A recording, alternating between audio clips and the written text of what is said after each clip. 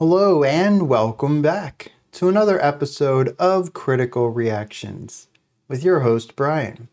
We're going to wrap up today with a special selection, which is where one of you tell me exactly what it is I need to check out.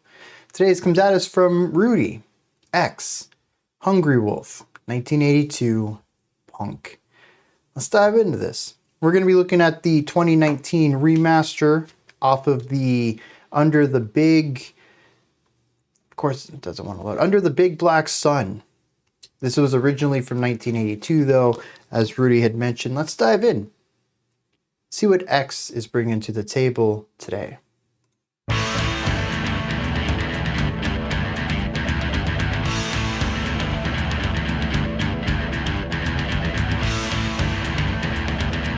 Lots of energy, 2 and 4 on the hi-hat. Driving.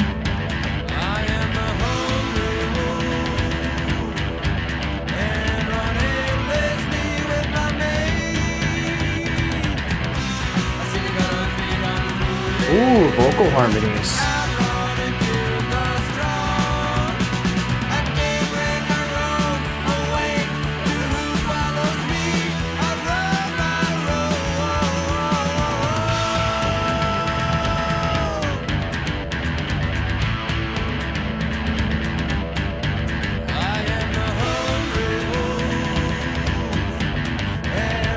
Love the tom focus here too. Keeps the energy down, but keeps the energy moving forward too.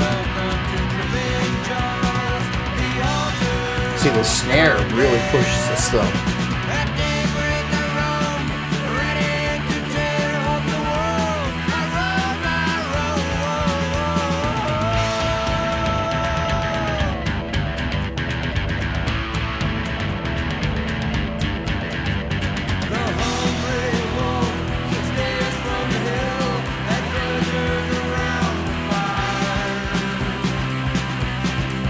Ooh.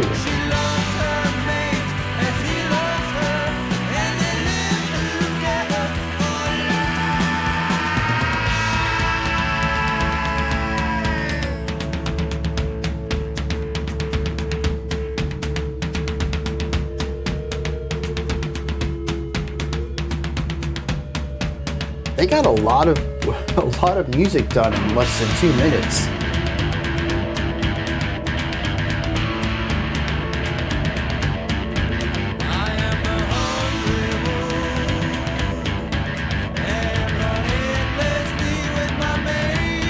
I like how this section, the tom stuff, feels like growling.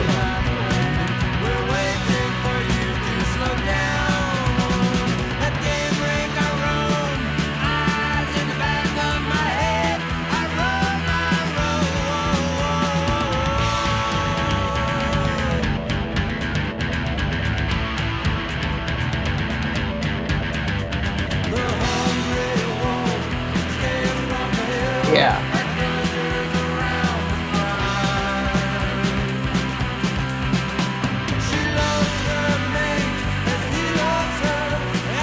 I love the warmth that comes in here as well. It's such a different emotion than the rest of the track.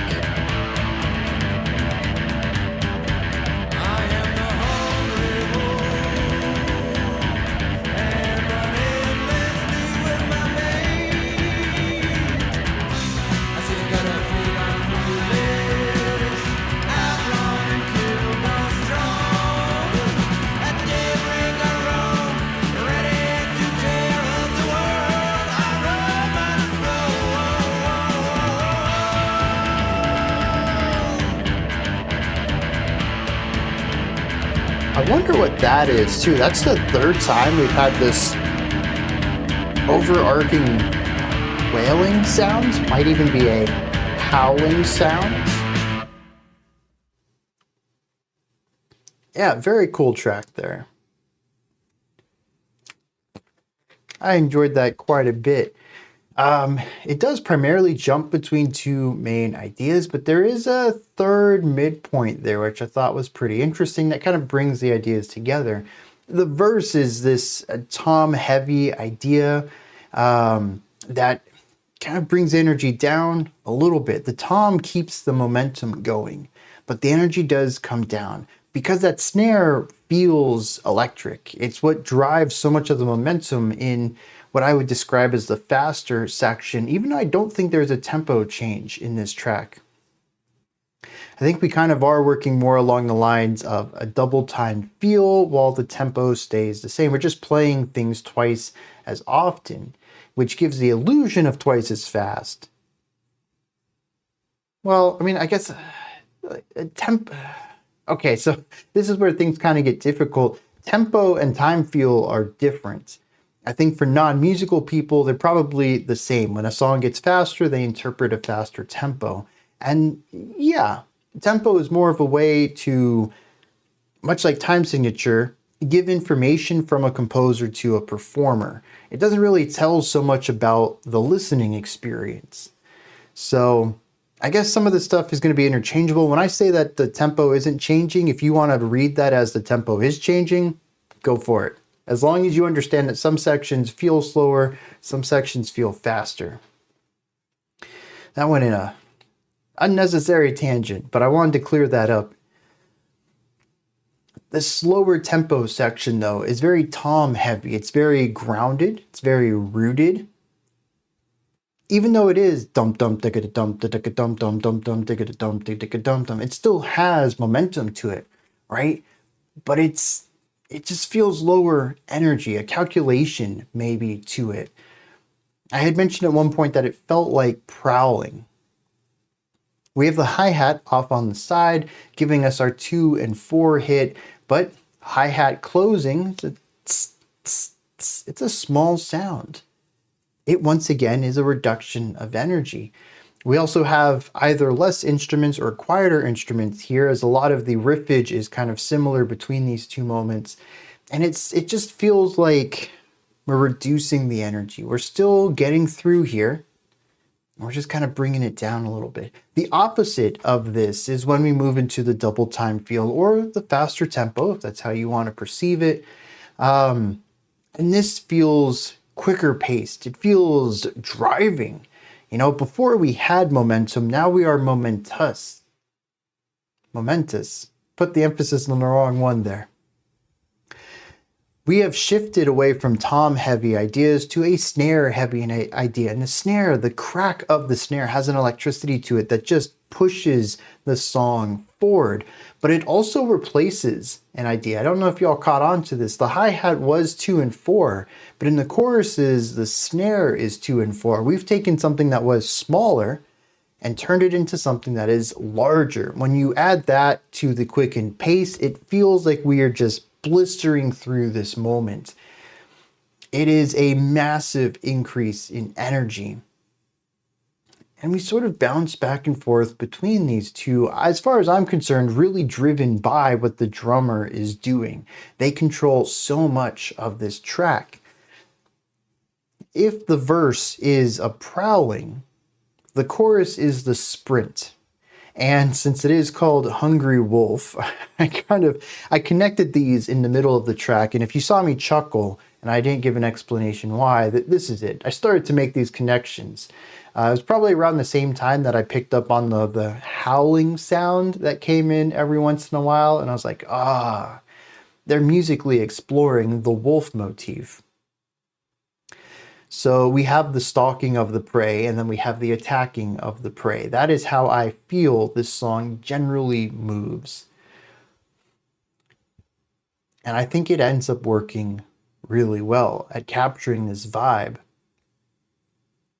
But we also have what the guitars and vocals are doing, the melody and harmony side of things, and I find this to be really interesting. Some of this just feels like the bite of classic punk, not really as sharp as modern punk, but still, you can feel that it's a bit more antagonistic than the pop music of the time was. There is an energy to this, a sharpness going on with the chord progressions, with the note choices of the melody and how they shape and alter the chords that they're in at any given time. There is a little bit of danger here, probably more prominent in the past as the context of these chords have changed over time, but still you can feel that darkness, that little bit of danger to it. I think this permeates most of the track. It is high energy. There is an adrenaline element to the chordal element, or to the chordal progression, but there's also that darkness, that danger. All of this feeds into this whole wolf idea.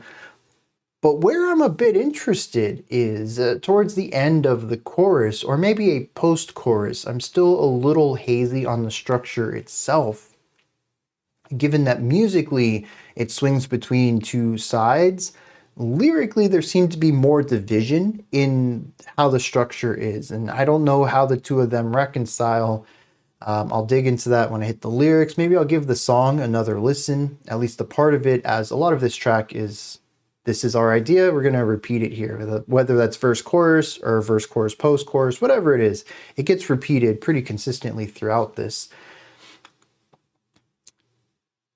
But there's a section in here, and I brought it up when I heard it. I said, that's pretty warm.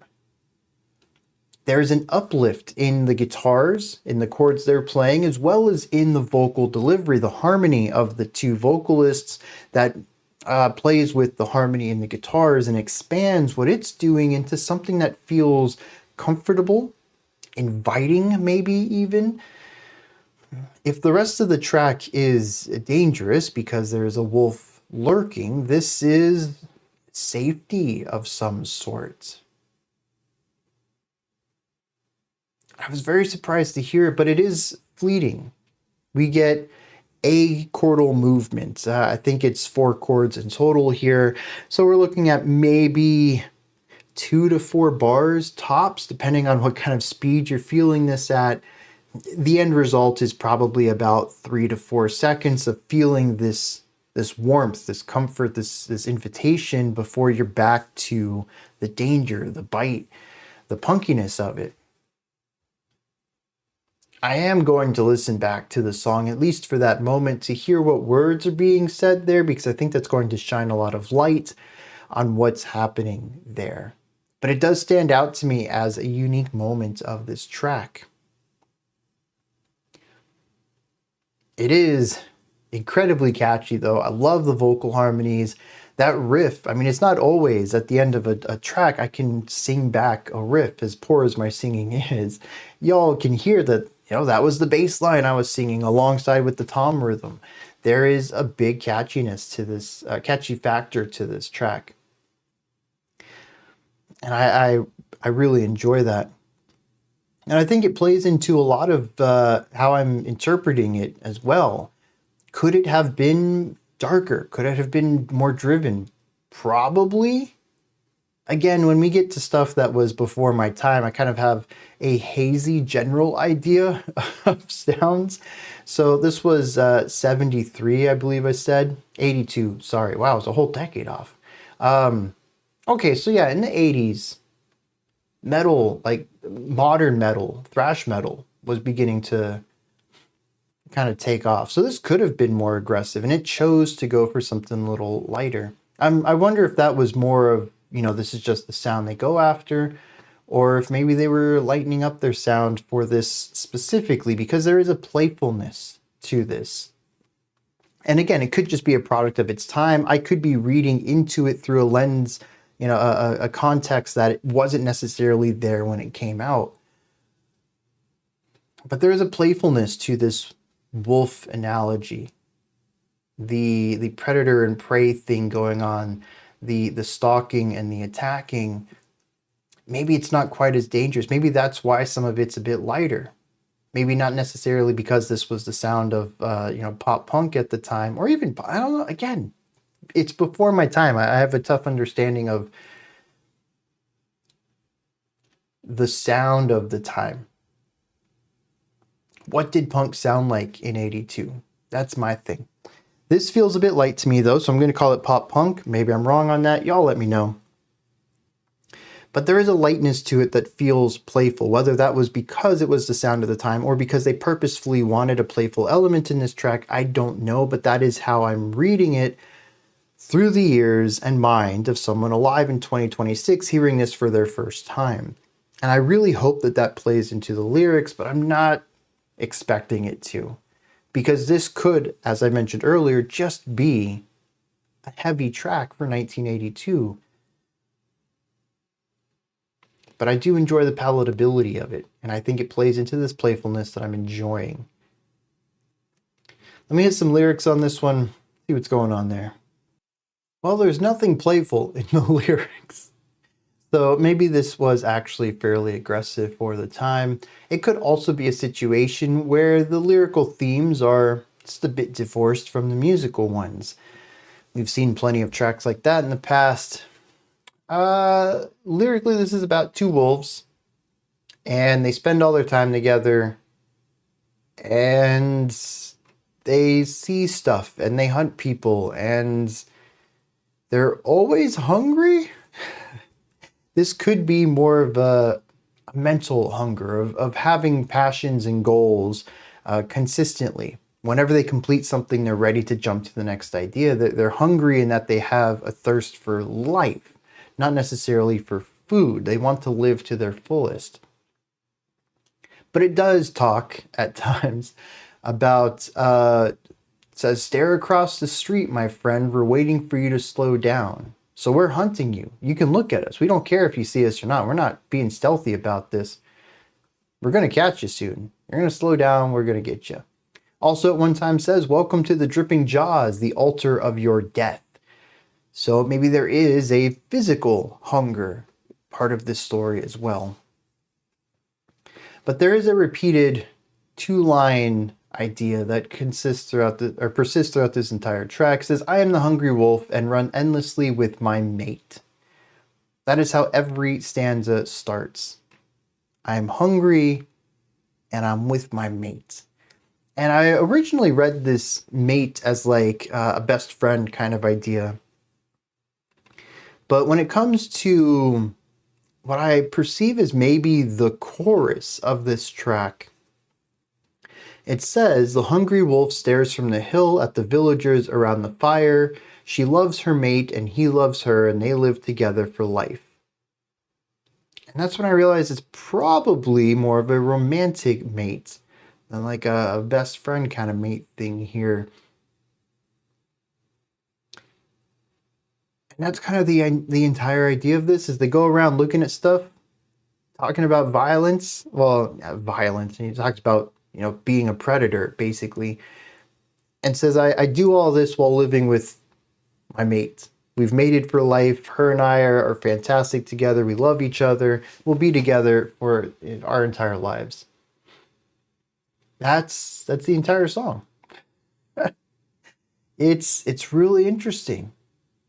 At times, he says that I see the gutter feed on the foolish, outrun and kill the strong. So again, perceiving things, not partaking in them. Just like during the chorus when it says, I stare from the hill at the villagers around the fire. No action against them, just watching. Even when there's the part that feels most predator-like, I look across the street, dude. We're waiting for you to slow down. Again, it's watching. No action. There's very little action in here. But there is also a consistent line that says, at daybreak I roam. The second line to this changes. I roam awake to who follows me. I roam ready to tear up the world. I roam with eyes in the back of my head. They roam, though.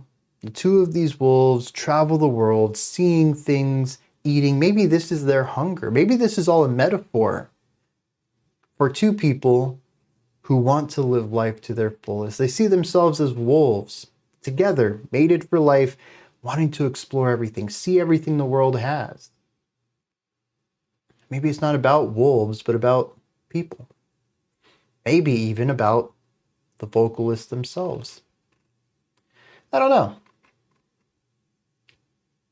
But I do think that this metaphor of the wolf is met in the music as well. And I love how all of it comes together. And I was talking about the warmth and inviting the acceptance of that one chordal movement. And it is during the chorus when it says that she loves her mate as he loves her and they live together for life. So we kind of distance ourselves from the predator element and look at more of a familiar, loving relationship for a brief moment, and then they're back on the prowl. So I like how they chose to explore a slightly different emotion at that specific moment. And I think it does flow in the music rather well too. The first time I barely even noticed it, and the second time I was like, hey, wait a second, something strange happened there. What's going on? And I like that. It does work. It isn't thrown in there out of place. They found a way to work that in a natural way, despite it being rather unique as far as emotional storytelling goes. Very cool track right here. These are my thoughts on The Hungry Wolf by X. What do you think of this? Is there anything that stood out to you? Anything that you would like to add on to what I said or correct me on? Do you have your own thoughts, opinions, perspective on this? Do you want to add on to anything that I said? Let me know. Put all that into the description, no, into the comments section below, along with anything else you'd like to add. In the description box, there's a link to Linktree. It takes you here. You can find links to my music, ways to support the channel, a link to the Discord server, and so much more. Above that, if you could, like, subscribe, and ring the bell. I greatly appreciate all three of those. That wraps it up for today. I'll be back tomorrow, though, 5 p.m. Eastern Standard Time, 10 p.m. UTC as usual. Until next time, remember to be critical, not cynical, of the music you listen to, and have a fantastic morning, afternoon, or evening, whenever you choose to watch my videos.